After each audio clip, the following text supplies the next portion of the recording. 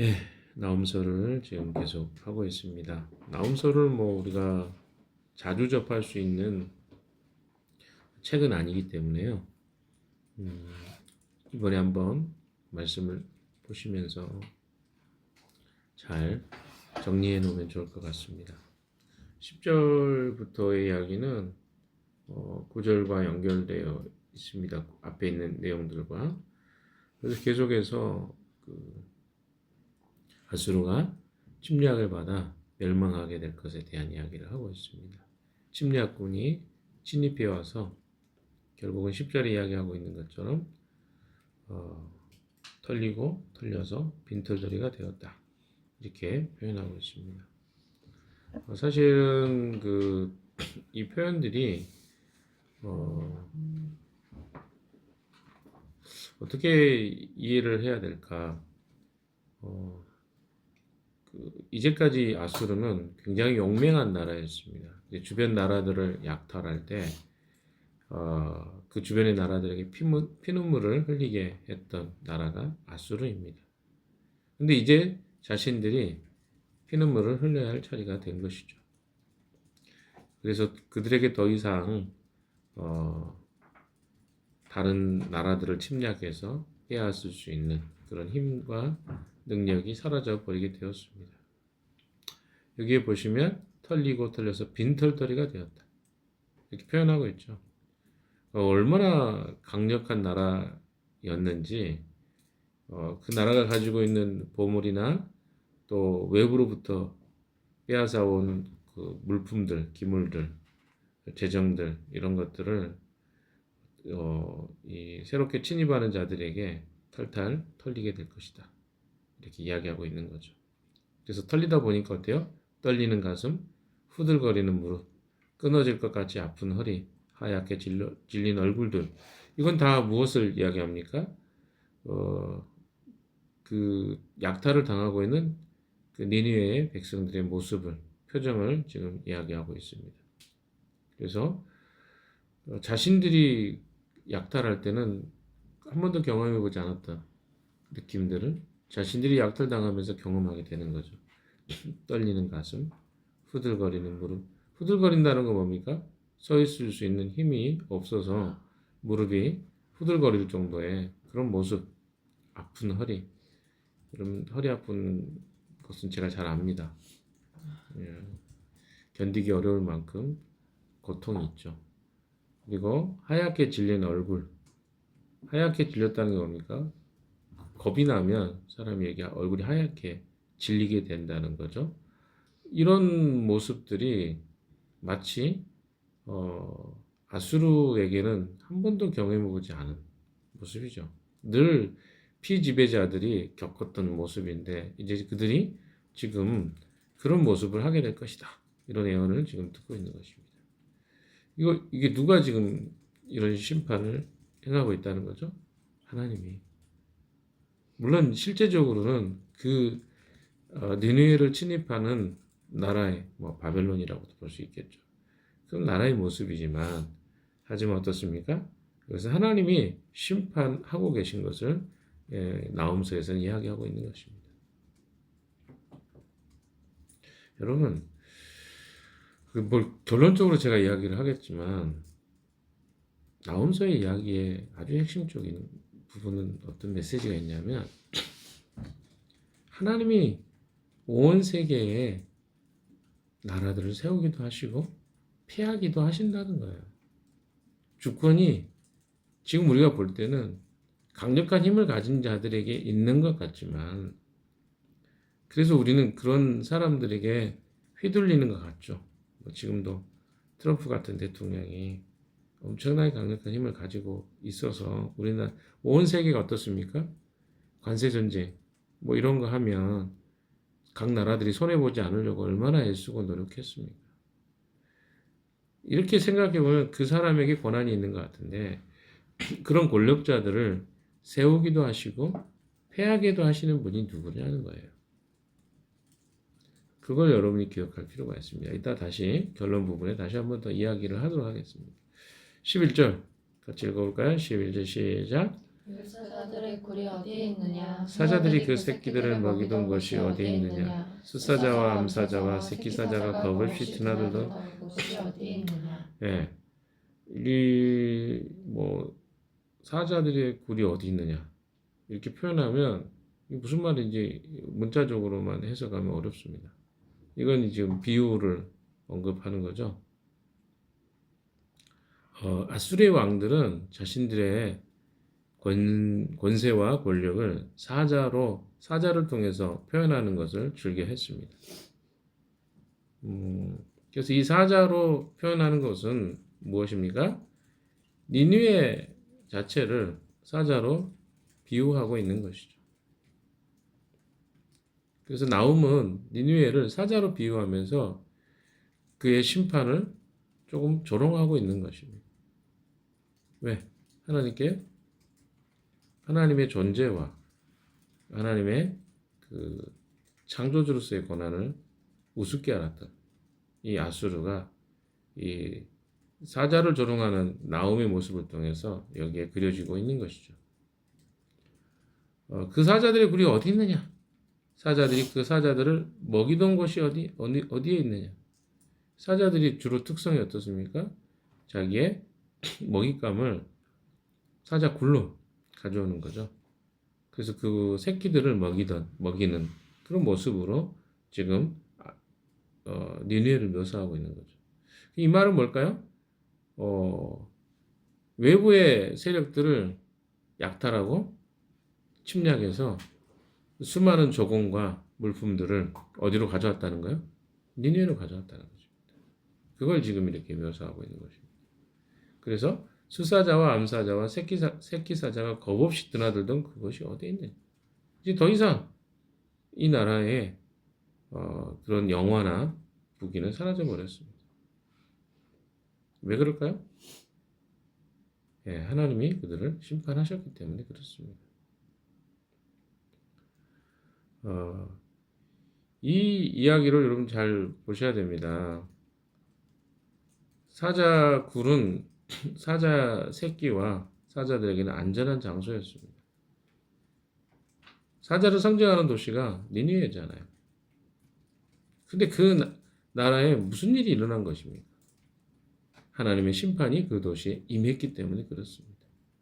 그래서 아무리 그들이 강하고 강력한 힘을 소유하고 있어도 하나님의 손 앞에서 저들의 강인함과 잔인함은 아무런 의미를 가질 수 없게 된 것이죠. 유다는 아수르를 그렇게 두려워했습니다. 이스라엘도 두려워했죠. 왜 그렇습니까? 아수르는 엄청나게 강력한 나라라고 그들은 여겨졌기 때문에 그렇습니다. 그래서 그들이 아마 멸망당하면서 남유다나 북왕국 이스라엘이 북왕국 이스라엘이 아수르의 멸망을 당했죠. 심판을 당하면서도 무슨 생각을 했을까요? 이들이 너무 강력해서 우리는 심판을 받는구나. 어려움을 겪는구나. 라고 생각했지 모르겠습니다. 우리 삶에도 그렇지 않습니까? 우리가 실제로 겪고 있는 일들을 한번 보십시오. 내 삶의 일들이 우리가 생각할 때는 우리 회사가, 내 상사가, 혹은 이 사람이 나에게 어려움을 주는구나. 이렇게 생각할지 모르겠습니다. 그러나 그 모든 것도 다 하나님의 손에 달려있다는 것을 나훔은 이야기하고 있는 것입니다. 아수르인들은 더 이상 열방을 먹잇감으로 약탈할 수도 없고 이전처럼 니느웨가 안전한 곳이 될 수 없다는 것을 선언하고 있습니다. 이 아수르는 더 이상 세상 사람들이 두려워하는 존재가 아닙니다. 왜? 하나님이 그들을 심판하고 계시기 때문에 그렇습니다. 아까도 이야기했던 것처럼 사자굴은 사자들에게는 외부로부터의 공격을 보호하고 안전을 보장받는 곳이었습니다. 마치 아수르 군대는 사자와 같이 잔인한 그런 군대였습니다. 그런 공격력을 가지고 있었습니다. 그래서 다른 나라의 도시들을 이렇게 먹이로 삼았던 것이죠. 그런데 그 나라가 어떻게 됩니까? 지금 침입을 당해서 수많은 사자와 새끼들이 또 암사자와 숫사자가 머무를 수 없는 곳이 되어버리게 되었다. 이렇게 이야기하고 있는 것이죠. 12절도 같이 한번 읽어볼까요? 시작. 숫사자가 새끼에게 먹이를 넉넉히 먹이려고 숫하게 죽이더니 암컷에게도 많이 먹이려고 먹이를 많이도 주기더니 사냥하여 온 것으로 바위굴을 가득 채우고 잡아온 먹이로 사자굴을 가득 채우고. 자, 얼마나 많은 사자 무리들이 먹잇감을 물어오고 잡아 죽였는지 바깥에 있는 동물들을 이렇게 이야기합니다. 이게 무엇입니까? 그들의 잔인성뿐만 아니라 그들의 강력한 힘을 이야기하죠. 피정복민들에게는 이들은 무시무시한 존재였습니다. 아수르의 군대가 피정복민을 정복할 때는 그리고 억압할 때는 그 나라에 있는 모든 부와 그 나라에 있는 모든 인력들이 포로로 끌려가거나 또 잔인하게 살인을 당하거나 약탈을 당했던 것들을 보게 됩니다. 자, 그런데 지금 어떻습니까? 12절에 보면 숫사자가 새끼에게 먹이를 넉넉히 먹이려고 숱하게 죽였고 암컷에게도 많이 먹이려고 먹이를 많이 주기다니 사냥하여 온 것으로 바위굴을 가득 채우고 잡아온 먹이로 사자굴을 가득 채웠었는데 라는 표현이죠. 13절 마지막 부분 한번 볼까요? 13절 시작. 내가 너를 치겠다. 나 왕군의 주의 말이다. 내 병거를 불살라서 연기와 함께 사라지게 하겠다. 너의 새끼 사자들은 칼을 맞고 죽을 것이다. 이 세상에 내 먹이를 남겨놓지 않겠다. 내가 보낸 전령의 전갈이 다시는 들리지 않을 것이다. 자, 여러분, 이 말이 무서운 말입니다. 내가 너를 치겠다. 나 망군의 주의 말이다. 왜 이게 무섭다고 이야기하냐면 아직 이 예언은 성취되지 않은 예언이었어요. 무슨 말이 이해되시나요? 우리에게는 이미 성취되고도 몇 년이 지났습니까? 2500년이 지났기 때문에 별로 그렇게 크게 다가오지 않습니다. 그러나 이들에게는요, 이 만군의 여호와의 말이다. 내가 너를 치겠다. 이 말은 뭔가? 사망 선고와 같습니다. 사형 선고를 받는 것 같죠. 하나님이 그들을 치겠다. 그럼 끝나는 거예요. 하나님 말씀이 굉장히 힘이 있습니다. 왜? 하나님 말씀이 예언되면 그것은 반드시 사실로 이루어지기 때문에 그렇습니다. 과거에 우리가 보았던 요나서의 이야기를 기억하시죠? 40일이 지나면 니느웨가 멸망하게 될 것이다. 이것도 그래서 강력한 힘을 갖습니다. 왜? 하나님이 선언한 말씀이기 때문에 그렇습니다. 그런데 왜 하나님이 그때 요나서에서 그들의 죄를 철회해 주셨죠? 그들이 겸허하게, 겸손하게 왕으로부터 시작해서 저기 아래 동물들에 이르기까지 3일 밤낮을 금식했습니다. 회개하고 돌이켰어요. 행동이라도 그렇게 했죠. 그러니까 어때요? 하나님 그것을 보셨어요. 이방인이라도 그렇게 합니다. 그럼 어떻게 해야 될까요? 그 백성들은 당연히 하나님의 머리를 조아리고 겸손히 하나님께 죄를 구하고 용서를 구하면 하나님 용서해 주시는 분이시다. 그러나 우리가 하나님께 돌이키지 않고 끝까지 고집부리고 내가 원하는 대로 내 삶을 살아가기 원한다면 하나님은 거기서 심판의 메시지가 선언되는 것입니다. 어제도 제가 메시지를 이야기 드렸지만 우리에게는 늘 새로운 기회가 주어집니다. 중요한 것은 그 기회를 기회로 삼을 것인가 아니면 그것을 하나님이 하시는 말로 그냥 치부하고 우리가 그것을 가볍게 여길 것인가 이런 이야기죠. 여러분 어떻게 생각하십니까? 하나님 말씀하시는 게 지금 그냥 장난으로 하시는 것 같습니까? 성경의 이야기들은요 이미 이루어진 사실들, 사건들입니다. 그래서 이것은 우리에게는 그렇게 엄청나게 크게 피부로 다가오지는 않을 수도 있을 것 같아요. 이미 이루어진 일이니까요. 물론 이 나홈이 기록된 시기에는 이 아수르의 멸망이 실제로 이루어지기 전이었습니다. 13절의 말씀을 조금 더 볼까요? 내 병거를 불살라서 연기와 함께 사라지게 하겠다. 너의 새끼 사자들은 칼을 맞고 죽을 것이다. 이 세상에서 내 먹이를 남겨놓지 않겠다. 그러니까 다 약탈당하게 하겠다는 거죠. 내가 내게 보낸 전령의 전갈이 다시는 들리지 않을 것이다. 그러니까 전령은 뭡니까? 밖에 나가 상황을 살피고 보고하는 사람들이 전령이죠. 전투하기 전에. 그래서 미리 정탐도 하고 촉구를 보내죠. 적들이 어떻게 이동하고 있고 수가 얼마고 언제쯤 당도하고 뭐 이런 것들을 하는 거 전령입니다. 근데 그 전령이 다시는 들리지 않겠다. 뭡니까?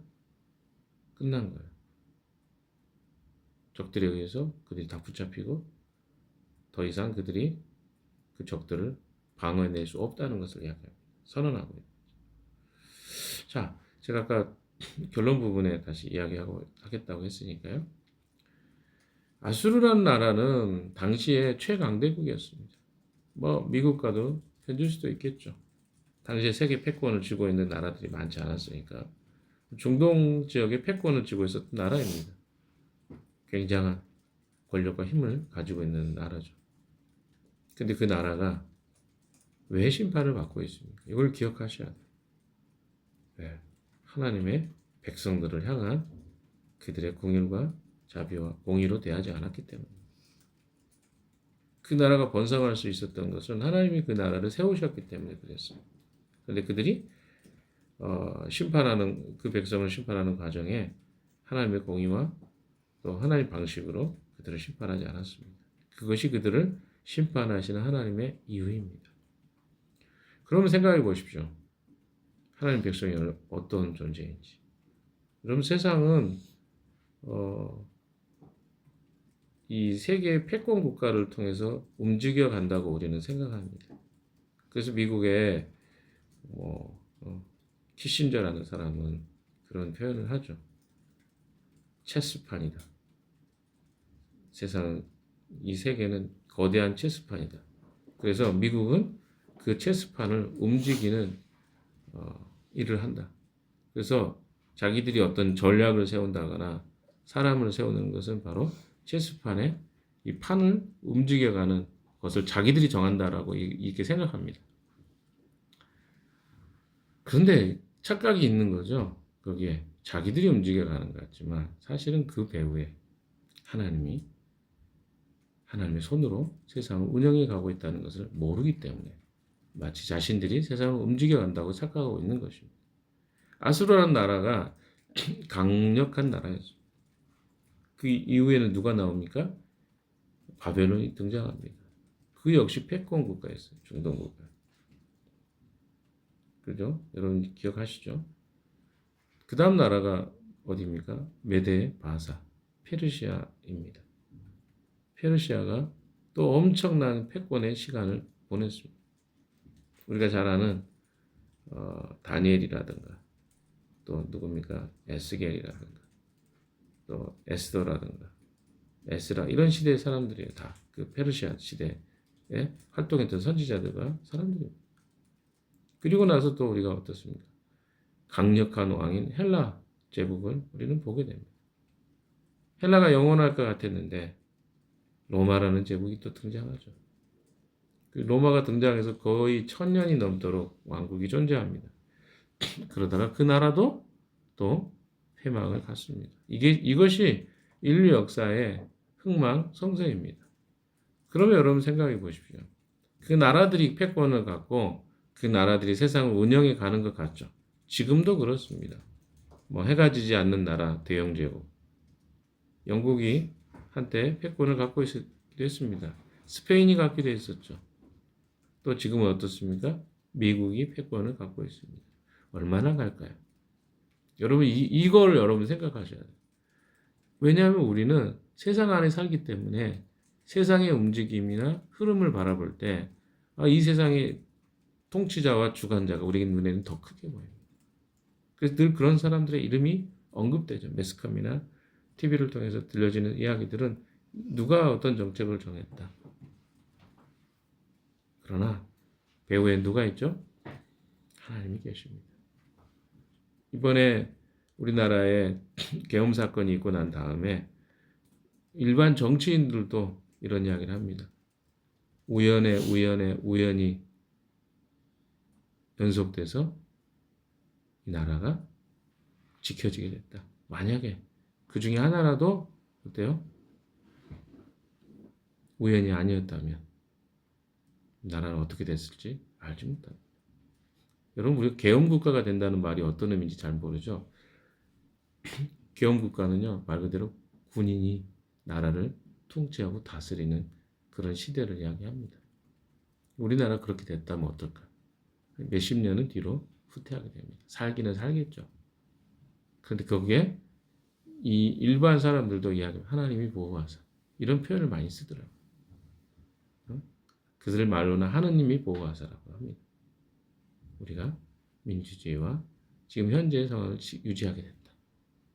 여러분 이렇게도 사람들이 고백하는 것은 무엇입니까? 정말 하나님이 우리의 나라와 우리의 삶을 주관하고 계시다는 것입니다. 오늘도 우리는 세상 속에 살아갑니다. 그래서 내 위에 있는 상사와 내 위에 나에게 영향력을 행사하는 사람들이 나의 생사 여탈권을 쥐고 있다고 생각할지 모르겠습니다. 그러나 성경은 절대로 그렇게 말하지 않습니다. 하나님이 이 세상을 통치하고 다스리시며 우리는 그의 자녀이고 그의 백성이 이 세상의 주인이라고 이야기합니다. 그것을 바로 하나님 나라의 백성이 이 하나님 나라의 통치를 주님과 함께 한다는 의미로 우리는 이해할 수 있습니다. 오늘도 우리에게는 이 하나님의 통치하심을 함께 경영하고 누리는 이 권한으로 오늘 세상에 나아갑니다. 여러분 어떤 마음으로 나아가시겠습니까?